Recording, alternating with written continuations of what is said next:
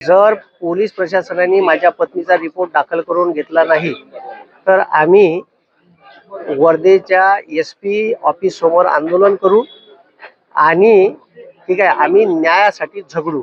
हा आमचा पवित्रा राहील आणि महाराष्ट्राला हा संदेश आहे का हे किती हुकुमशाहीचं सरकार आहे का जे एखाद्या प्रसिद्ध व्यक्तीची बाजू सुद्धा मांडून घ्यायला तयार नाही आणि ते सरळ सरळ पोलीस केसेस सेटल झाल्या पाहिजे असे प्रयत्न करून आपल्या गुन्हेगार प्रवृत्तीच्या कार्यकर्त्यांची बाजू घेऊन त्याला पाठीशी घालते।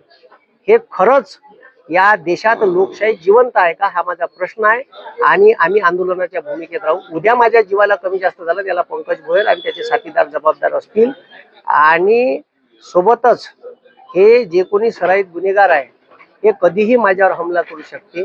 म्हणून मला प्रशासनाने सिक्युरिटी द्यावी। उद्या जर मला कमी जास्त झालं त्याला प्रशासन जबाबदार राहील।